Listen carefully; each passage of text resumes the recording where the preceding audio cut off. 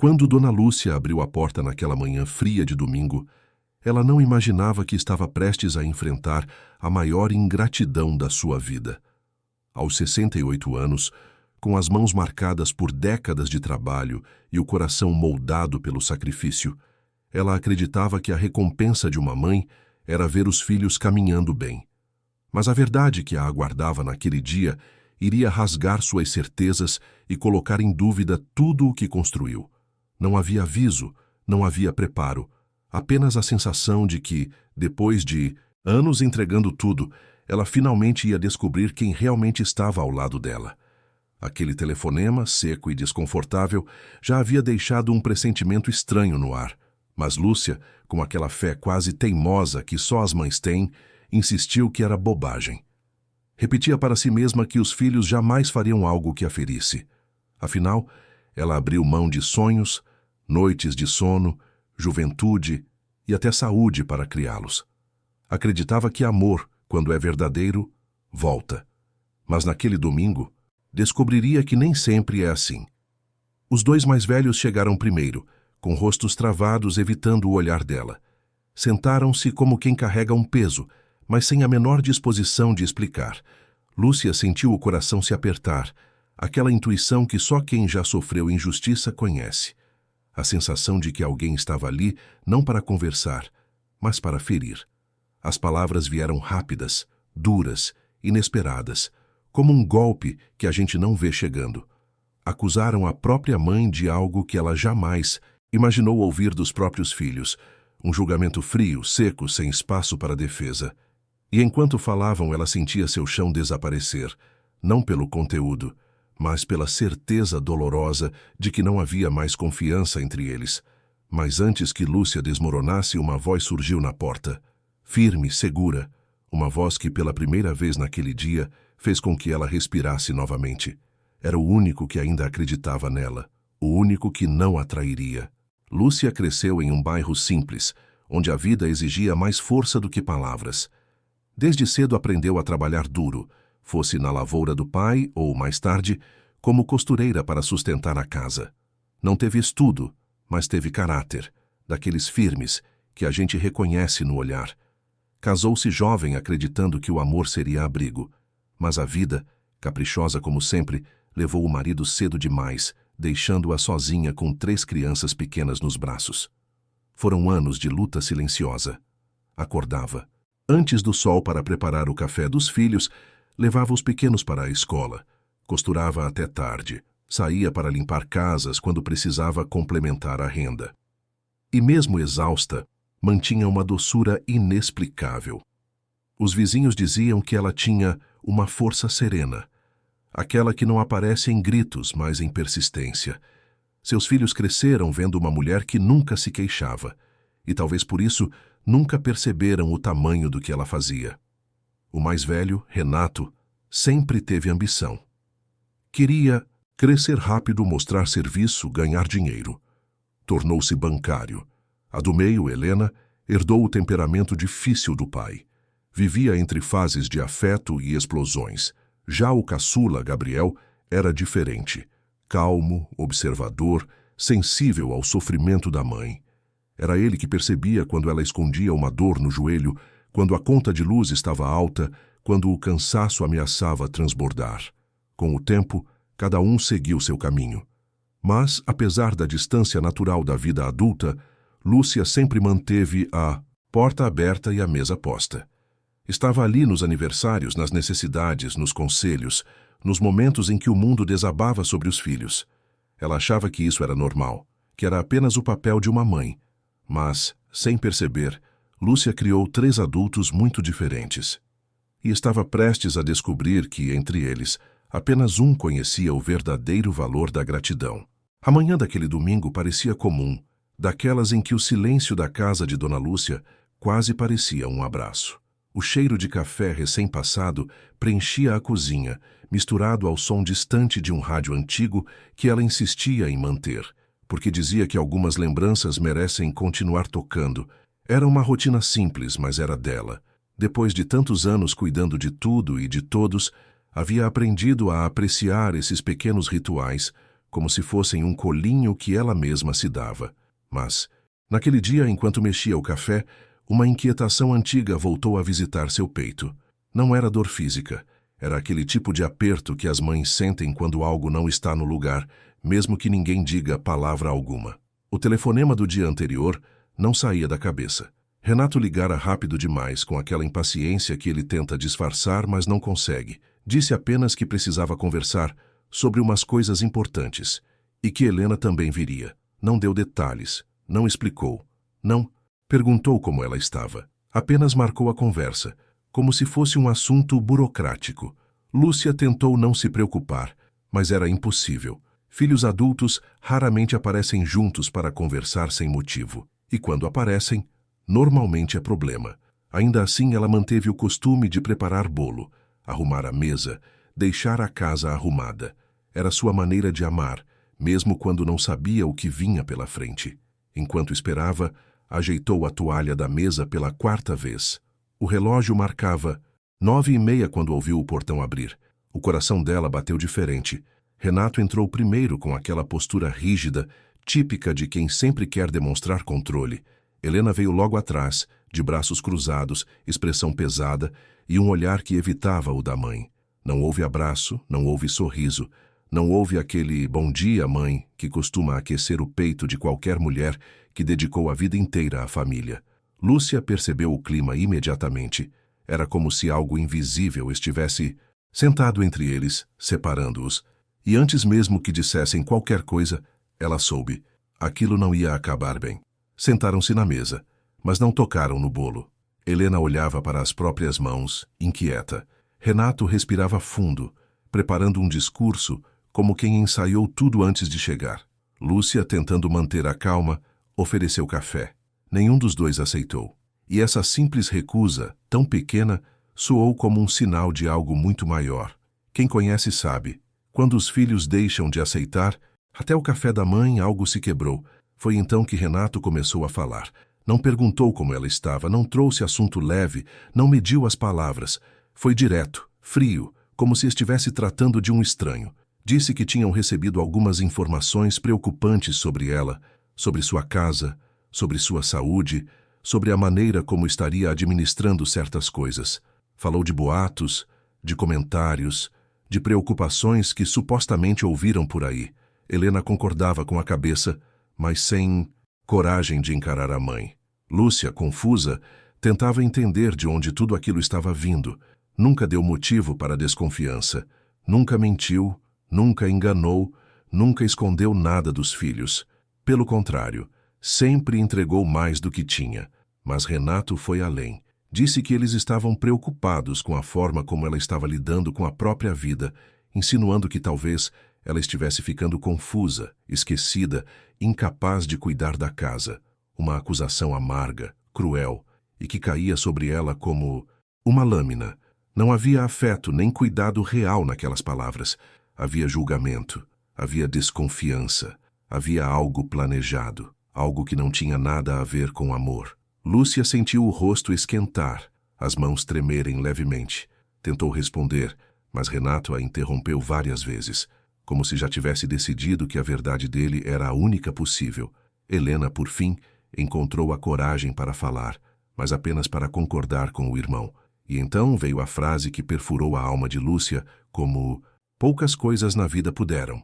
Eles disseram que achavam melhor assumir o controle das coisas dela, da casa, das decisões, da vida, como se ela fosse uma incapaz, como se fosse um peso, como se, depois de uma vida inteira sustentando e protegendo os três, tivesse se tornado uma responsabilidade inconveniente.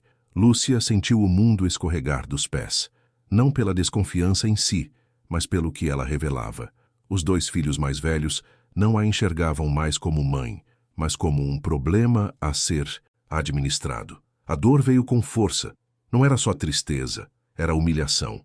Uma mulher que enfrentou tempestades, criou 3 filhos sem nunca se queixar, virou noites costurando para colocar comida na mesa, lutou para manter a dignidade da família, mesmo quando a vida parecia desabar. Agora era vista como alguém que precisava ser controlada, como se não tivesse mais voz, como se não tivesse história, como se estivesse sobrando dentro da própria casa. Ela tentou respirar fundo para não desabar ali mesmo. Tentou explicar com calma que estava bem, que cuidava da casa, que tinha total consciência de tudo. Mas a convicção dos dois era maior que sua palavra. Era como falar com paredes. Renato insistia que era para o bem dela. Helena dizia que tinha ouvido coisas vagas, mal explicadas, que não vinham de lugar algum.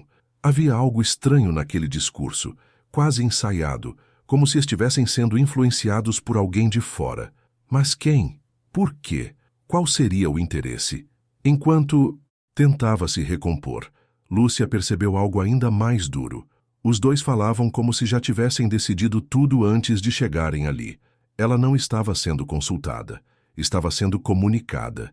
E isso, para uma mãe que sempre deu tudo, era devastador. O silêncio se instalou na sala por alguns segundos, desses que pesam mais do que palavras. Lúcia sentiu uma lágrima quente escorrer, mas não deixou que se transformasse em choro, não na frente deles, não diante da injustiça. Ela ergueu o rosto, respirou fundo e tentou manter a dignidade que sempre guiou sua vida. Mas por dentro, algo se partia. Não era apenas a confiança, era um vínculo que nunca imaginou que poderia ser rompido. E foi exatamente nesse momento, quando a dor parecia maior do que ela podia suportar, que o portão voltou a abrir. Desta vez, com passos firmes, apressados, quase indignados. Gabriel entrou na casa sem esperar convite, olhando para o irmão e para a irmã, como quem já sabia que havia algo errado. Seu olhar encontrou o da mãe. E em um segundo ele entendeu que precisava intervir. O tom da sua voz firme e cheio de uma verdade que não tremia, cortou o silêncio como uma lâmina diferente, uma lâmina de proteção. E naquele instante, Lúcia percebeu que a conversa estava prestes a mudar completamente, porque Gabriel não tinha vindo apenas visitar. Ele tinha vindo impedir algo, algo grave, algo que os outros dois estavam escondendo. E o que ele iria revelar naquele momento transformaria não apenas aquele domingo, mas o futuro de todos eles. Gabriel não costumava levantar a voz. Sempre foi o mais calmo, o mais ponderado, aquele que pensava antes de reagir. Mas, naquele domingo, havia algo diferente nele. Entrou pela porta como quem já vinha carregando um peso no peito, e assim que viu o semblante da mãe, abatido, perplexo, ferido, algo dentro dele ferveu. Ele pousou a mochila no chão, encarou Renato e Helena com um olhar que misturava indignação e tristeza e perguntou, sem rodeios, o que eles estavam fazendo ali. A reação dos dois foi imediata. Trocaram olhares rápidos, desconfortáveis, como quem foi pego antes da hora. Gabriel percebeu no mesmo instante que havia coisa errada. Não era uma visita inocente. Não era preocupação verdadeira. Era alguma coisa preparada por trás, e ele precisava descobrir o que era. Renato, tentando manter a pose, disse que estavam apenas ajudando a mãe. Mas as palavras dele soaram ocas, decoradas. Gabriel cruzou os braços e pediu que fossem diretos. Já fazia semanas que ele suspeitava de algo estranho nos comportamentos dos irmãos. Mensagens desencontradas, decisões tomadas sem consultar a mãe, conversas truncadas com advogados que não faziam sentido. E agora, vendo a expressão frágil de Lúcia, enquanto tentava manter a dignidade diante daquela espécie de julgamento, ele entendeu que suas suspeitas não eram exagero. Estavam querendo tomar alguma coisa dela, talvez mais do que a autonomia, talvez tudo. Helena tentou relativizar, com aquele jeito de quem acha que está acima do bem e do mal. Disse que vinham porque haviam recebido informações preocupantes, que achavam que a mãe estava se confundindo, que talvez estivesse precisando de ajuda profissional para cuidar da casa e das finanças. Gabriel arregalou os olhos incrédulo. Ele sabia exatamente como a mãe vivia. Sabia das contas pagas em dia, das cadernetas de anotações organizadas, dos remédios tomados na hora certa, do jeito meticuloso com que ela cuidava de cada detalhe da casa. Era impensável que alguém pudesse realmente acreditar que ela estava perdendo a lucidez. Mas então, se não era isso, qual era o objetivo real? Foi aí que Renato deixou o discurso escorregar. Quase sem perceber, soltou uma frase que entregou tudo. Disse que, do jeito que as coisas estavam, seria mais prudente colocar a casa no nome dos três para evitar problemas futuros. A frase caiu na sala como uma bomba silenciosa. Gabriel sentiu o estômago virar. Helena ficou tensa. Lúcia, que até então lutava para se manter firme, levou a mão ao peito como quem tenta segurar o coração para não despencar. Aquilo não tinha nada a ver com preocupação. Tinha a ver com dinheiro, com interesse, com patrimônio, com a ambição que, aos poucos, havia engolido os dois mais velhos. Gabriel respirou fundo, tentando controlar a raiva. Ele havia descoberto algumas coisas nos últimos dias, coisas que ainda não tivera coragem de contar para a mãe. Recebeu, por acaso, uma mensagem de um conhecido que trabalhava no banco.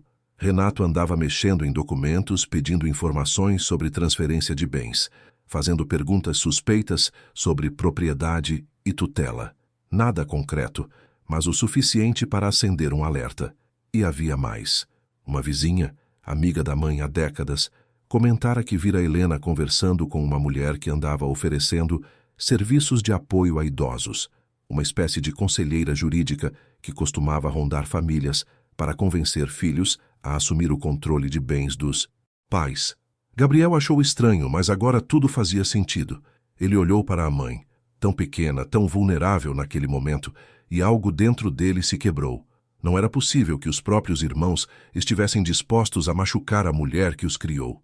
Mas estava ali diante de seus olhos, acontecendo sem a menor vergonha. Gabriel então pediu que os dois explicassem de onde estavam tirando a ideia de que Lúcia não podia cuidar da própria vida.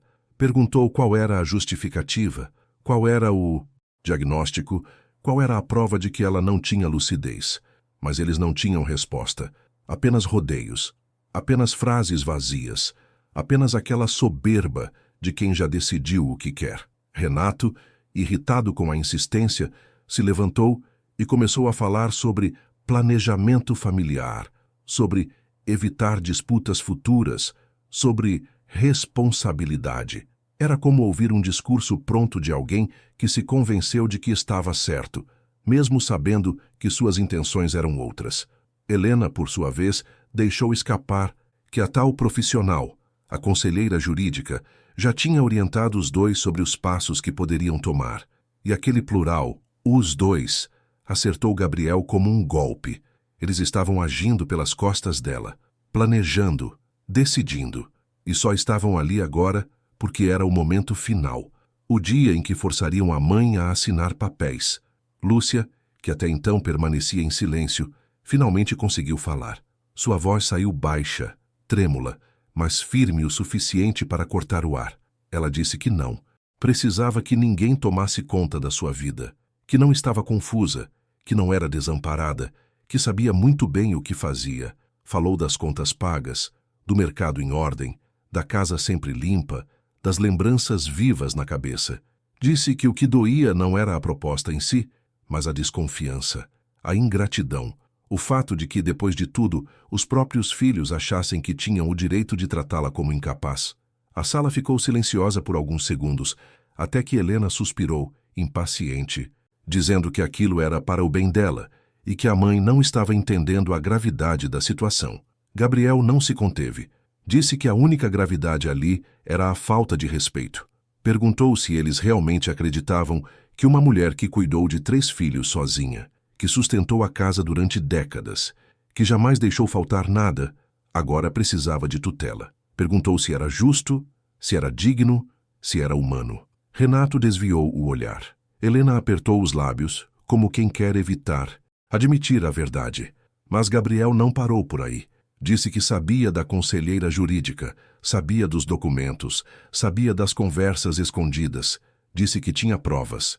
Renato empalideceu. Helena abriu a boca, atônita. Lúcia, confusa, perguntou o que estava acontecendo. E então, com o coração apertado, Gabriel contou tudo. Contou as mensagens, os rumores, a visita suspeita da mulher no bairro. Contou que os irmãos estavam se organizando para antecipar a divisão dos bens. E, pior, que a intenção deles era colocá-la em uma posição em que não teria escolha. Lúcia levou a mão ao rosto. Nunca imaginou que os filhos poderiam fazer algo assim. A dor misturava-se com incredulidade. Gabriel, vendo a mãe desabar, aproximou-se e segurou sua mão, garantindo que não deixaria que nada fosse tirado dela. Disse que já tinha conversado com um advogado sério, confiável, que explicou que aquilo que os irmãos estavam tentando fazer era uma manobra comum e cruel, usada para arrancar bens de pessoas. Idosas que ainda tinham plena consciência. Disse que existiam leis que protegiam a dignidade dos idosos e garantiu que ficaria ao lado dela em cada passo. Renato explodiu. Disse que Gabriel estava exagerando, que estava interpretando tudo errado, que eles só queriam organizar a família. Mas Gabriel rebateu. Se fosse verdade, por que não conversaram com a mãe? Por que esconderam tudo? Por que trazer uma estranha para orientar decisões tão íntimas? O silêncio de Helena confirmou o que Gabriel já sabia. Eles tinham sido seduzidos por promessas, talvez por ambição, talvez por medo de perder o controle, ou talvez pelos dois. O clima ficou pesado, tenso, quase insustentável. Gabriel se levantou e, com um tom firme, disse que aquela conversa estava encerrada, que a mãe não assinaria nada, que qualquer decisão a partir dali seria tomada com apoio legal. Renato, vermelho de raiva, ameaçou sair batendo a porta. Helena tentou argumentar, mas desistiu no meio da frase. Eles sabiam que haviam perdido o terreno, e também sabiam que Gabriel não era mais o menino quieto que podiam ignorar. Poucos minutos depois, saíram da casa com passos duros e silenciosos. A porta se fechou atrás deles, deixando na sala um silêncio denso, cheio de emoções que ecoavam nos cantos da casa. Lúcia sentou-se devagar, apoiando as mãos na mesa como quem tenta entender se aquilo realmente estava acontecendo. Gabriel se ajoelhou ao lado dela, prometendo que nunca, jamais, deixaria que ela fosse tratada daquela maneira de novo. Mas, enquanto tentava tranquilizar a mãe, algo inesperado aconteceu. O telefone de Gabriel vibrou no bolso. Era uma mensagem. Ele olhou a tela e seu rosto mudou completamente. Um misto de surpresa e alerta tomou conta dele. Aquela mensagem revelava algo que fazia tudo ficar ainda mais grave.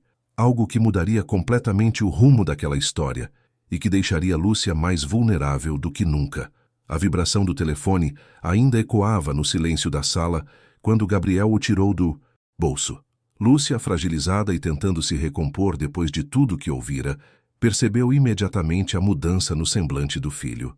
Ele ficou imóvel por alguns segundos, olhando a tela como se estivesse diante de algo difícil de acreditar. O ar ficou pesado outra vez, como se o mundo estivesse preparando mais um golpe para ela. Finalmente, com a voz baixa, ele disse: "Mãe, isso é sério."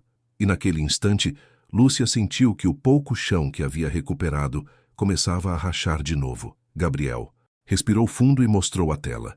Era uma mensagem do amigo que trabalhava no banco, o mesmo que já havia avisado sobre movimentações suspeitas semanas antes. Mas agora havia algo muito mais específico. Ele dizia que Renato, horas antes da reunião daquele domingo, esteve no banco perguntando sobre como proceder para transferir uma propriedade caso o titular estivesse com sinais de incapacidade. E havia mais.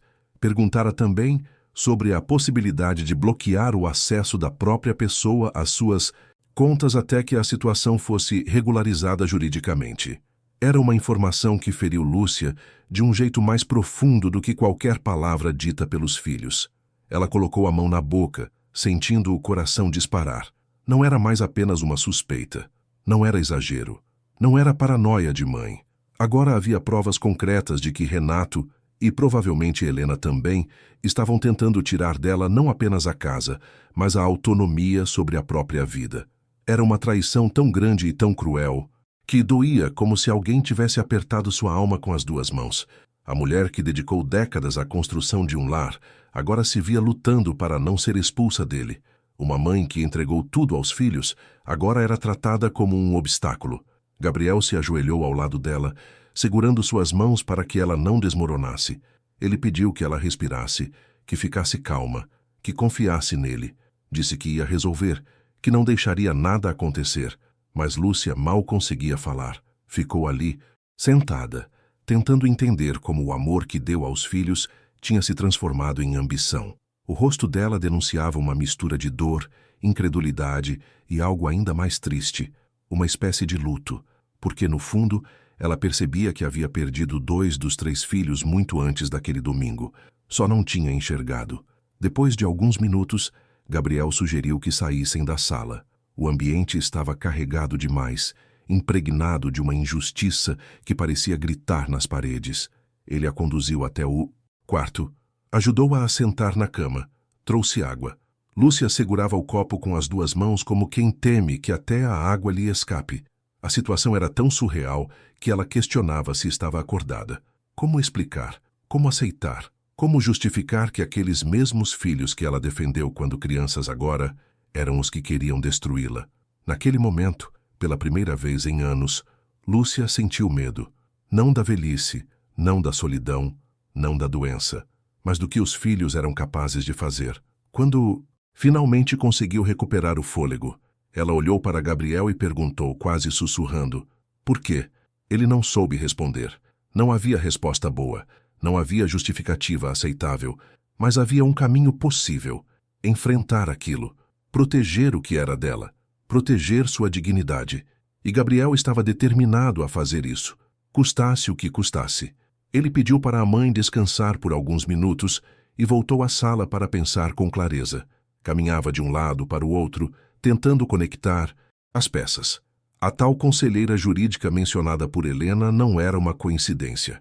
A pressa de Renato no banco naquela manhã tampouco. O discurso ensaiado, a tentativa de convencer a mãe de que estava confusa, tudo apontava para um plano arquitetado. Ele sabia que precisava descobrir quem era essa mulher que vinha orientando os irmãos e quais eram seus interesses reais. Então, ele decidiu fazer algo imediato. Ligar para Helena. Ela não atendeu. Ligou para Renato. Nada. Era evidente que estavam evitando continuar a conversa. Provavelmente acreditavam que a situação ainda poderia ser revertida. Talvez pensassem que, com o tempo, conseguiriam convencer a mãe. Mas Gabriel sabia que não poderia esperar. O perigo estava ali, batendo à porta. E se eles voltassem com papéis? E se tentassem agir de novo, ainda mais preparados? A tensão daquela madrugada emocional pesava sobre ele. Respirou fundo e decidiu que precisava agir naquele mesmo dia. Pegou o telefone e ligou para o advogado que havia consultado antes. Explicou tudo. As tentativas de transferência de propriedade, a orientação de terceiros, as falas de incapacidade não comprovada, o histórico da mãe saudável e lúcida, o comportamento manipulador dos irmãos. O advogado ouviu tudo com atenção e disse que sim, o caso era grave, e que se Gabriel não tivesse intervindo naquele domingo, poderia ter sido tarde demais. Ele orientou passos concretos: registrar um boletim de ocorrência preventivo, fazer um laudo médico sobre a lucidez da mãe e preparar um documento de proteção patrimonial para impedir que qualquer pessoa tomasse decisões sem autorização dela. A orientação foi clara: não subestimar a gravidade da situação. Muitos idosos perdem seus bens sem perceber, vítimas de familiares que agem com frieza em nome de dinheiro. Gabriel sentiu um arrepio no estômago. Doía admitir que seus irmãos estavam nesse caminho, mas ele não permitiria que a mãe fosse mais uma dessas histórias. Ele voltou ao quarto e explicou tudo a Lúcia com cuidado. Disse que precisavam passar no médico no dia seguinte. Disse que era importante registrar tudo por escrito, com datas e orientações jurídicas. Lúcia ouviu com atenção, mas apesar da determinação em sua postura, seus olhos mostravam uma tristeza difícil de descrever. Não era sobre papéis, documentos ou bens. Era sobre confiança quebrada, sobre amor ferido, sobre a dor de perceber que o carinho que deu aos filhos não voltou da forma que ela imaginou. Os dois passaram a tarde conversando, relembrando momentos do passado. Lúcia falava baixinho, como se estivesse tentando recolher os pedaços da própria história. Perguntou onde errou, onde deixou de fazer algo, mas Gabriel insistiu que ela não tinha culpa. Disse que, às vezes, as pessoas se perdem em caminhos que nem sempre têm explicação. Disse que a bondade dela não era responsável pela ambição dos irmãos. Nada do que ela fez ou deixou de fazer justificava aquela traição. E, pela primeira vez naquele dia, Lúcia chorou de verdade, não de desespero, mas de desgosto, de luto, de despedida da confiança. O final da tarde trouxe uma calma estranha à casa, como se um véu pesado tivesse descido sobre o ambiente. O sol entrava pela janela, iluminando os móveis antigos cheios de memórias. Gabriel olhou para a mãe sentada na beira da cama e viu uma mulher cansada, mas não derrotada. Ele sabia que a luta estava só começando. Renato e Helena não desistiriam facilmente. A conselheira jurídica certamente voltaria a pressioná-los. Outras tentativas poderiam surgir, mas Gabriel estava decidido. Cuidaria da mãe com a mesma lealdade com que ela sempre cuidou deles. Já era quase noite quando alguém bateu no portão. Um som seco, ritmado, insistente. Gabriel ficou alerta imediatamente. Olhou pela janela com o coração acelerado e viu uma mulher parada do lado de fora. Elegante, postura rígida, uma pasta de documentos na mão. Ele reconheceu daquela breve descrição da vizinha. Era ela, a conselheira jurídica. E ela não tinha vindo por acaso. O som da batida insistente no portão parecia ecoar dentro do peito de Gabriel. Ele inspirou fundo, tentando manter o controle. Sabia, no fundo, que aquele momento chegaria, mas não esperava que fosse tão cedo e tão escancarado. Lúcia, ainda no quarto, ouviu o barulho e ficou imóvel, como se o coração intuísse que aquela visita não era de boas intenções. A mulher do lado de fora não era apenas uma conselheira jurídica qualquer. Era a peça central em um jogo que vinha sendo montado há semanas, talvez meses. E agora estava ali, diante da porta, pronta para dar o próximo passo.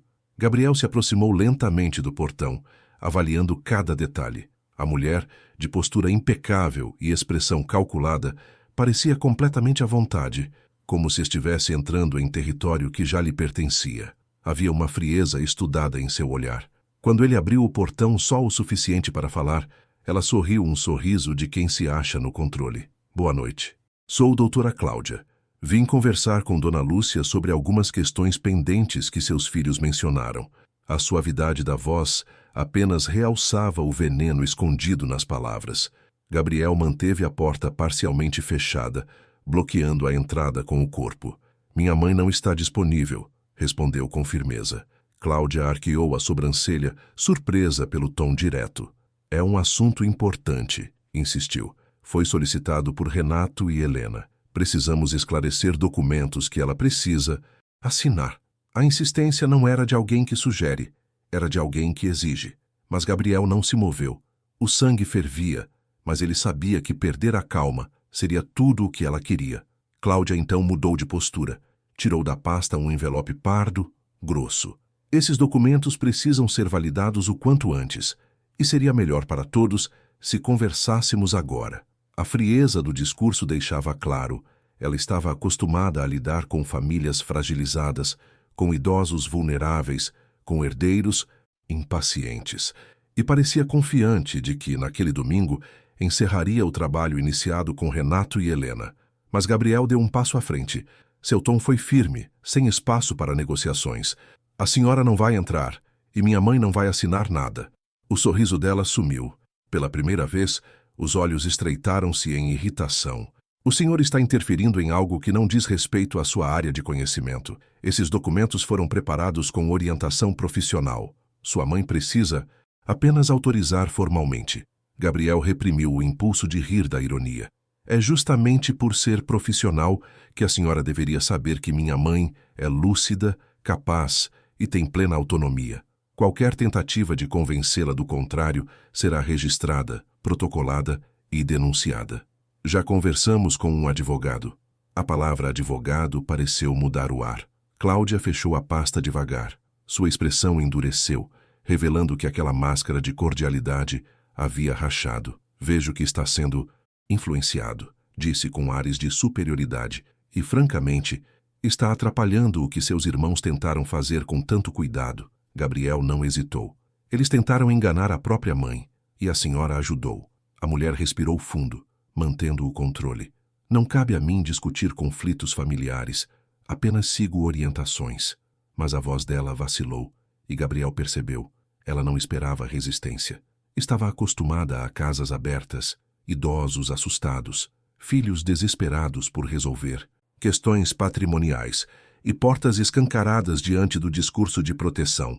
Mas ali não. Ali era diferente. Ali havia Gabriel. E ele não estava sozinho. Estava armado com informação, com orientação jurídica e, acima de tudo, com a verdade.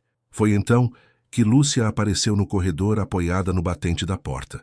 Não era a posição mais firme, mas era simbólica. Era a mãe, a dona da casa, a mulher traída tentando recuperar o próprio lugar.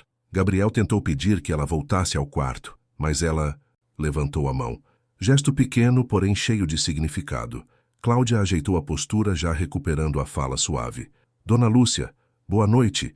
Eu estava justamente tentando, mas Lúcia a interrompeu. Eu não pedi seus serviços. A simplicidade da frase foi como um golpe direto. Cláudia, desconcertada, tentou se recompor. Seus filhos solicitaram que eu... Filhos? Disse Lúcia, a voz vacilando, mas o olhar firme. Filhos que tentam tirar a casa da própria mãe não falam por mim. A conselheira abriu a boca, mas Lúcia continuou. A senhora veio aqui para quê? Para me assustar? Para me convencer de que não sei viver? Para dizer que sou incapaz de cuidar da minha casa? Gabriel sentiu o peito apertar ao ver a força renascer na voz da mãe. Era como se todas as décadas de luta estivessem ali, condensadas naquele momento. Cláudia tentou a última cartada. Dona Lúcia, não fui eu quem criou essa situação. Apenas ofereço suporte para evitar danos futuros. A resposta veio rápida. O único dano aqui é a ambição que entrou no coração dos meus filhos mais velhos, e a senhora está alimentando isso. A mulher ficou sem palavras por alguns instantes. Sua máscara finalmente caiu por completo, e o profissionalismo ensaiado deu lugar a uma irritação mal disfarçada. Gabriel deu então o passo final. Estendeu a mão na direção do portão. A senhora pode ir. Era um gesto simples, mas definitivo. Cláudia apertou os lábios, fechou novamente a pasta e deu alguns passos para trás. Antes de sair, ainda tentou recuperar alguma autoridade. Isso ainda não acabou. Seus irmãos vão querer resolver essa situação. Gabriel respondeu sem hesitar. Nós também. Nos vemos no tribunal, se for preciso. Quando o portão se fechou, Lúcia perdeu um pouco do equilíbrio, mas Gabriel a segurou. A tensão acumulada parecia explodir dentro dela. A dor não vinha apenas do medo, mas do choque de ver até onde os filhos haviam ido. Entraram na casa, quebraram a confiança, tentaram convencê-la de sua própria incapacidade e ainda trouxeram alguém de fora para legitimar a traição. A ferida era profunda. Gabriel a levou de volta para dentro e sentou-se ao lado dela na sala. O silêncio era denso, carregado de emoções que não cabiam em palavras. Depois de algum tempo, Lúcia quebrou o silêncio. Eu dei tudo a eles. Tudo. Gabriel apenas segurou sua mão. Não havia resposta capaz de aliviar aquela dor, mas havia algo que ele podia oferecer. Presença. Lúcia encostou a cabeça no ombro do filho e ficou ali, respirando devagar, tentando encontrar algum sentido. No fundo, ela sabia que, a partir daquele momento, nada seria como antes. A família estava quebrada, a confiança destruída, mas havia um fio de luz. Gabriel, o único que permaneceu fiel, o único que enxergou nela a mulher forte que sempre foi. Horas depois, já quase noite fechada, outra batida surgiu no portão, mas dessa vez suave, hesitante. Gabriel se levantou, desconfiado, e quando abriu a porta, encontrou Helena, sozinha, com o rosto inchado, como se tivesse chorado muito. Ela pediu para entrar. Gabriel hesitou, mas deixou. Helena caminhou devagar até a sala e parou diante da mãe. Havia culpa em cada linha de seu rosto, e antes que qualquer palavra fosse dita, ela começou a chorar. Eu não devia ter permitido isso, disse com a voz falhando. Eu me deixei influenciar. Eu achei que estava fazendo o certo. Eu me deixei levar. Lúcia ouviu em silêncio. Gabriel cruzou os braços, sem saber se acreditava ou não. Helena se ajoelhou diante da mãe e segurou sua mão. Mãe, me perdoa. Eu não quero que tirem nada da senhora. Eu não quero fazer parte disso. As lágrimas dela caíam sobre as mãos da mãe como pingos quentes de arrependimento.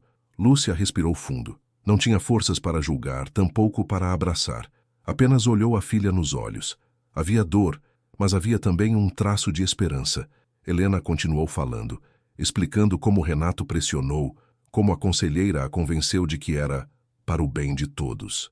Disse que, no fundo, sempre teve medo do irmão e sempre achou que ele sabia o que estava fazendo, mas agora entendia que ele estava sendo guiado pela ambição e que ela tinha sido uma cúmplice.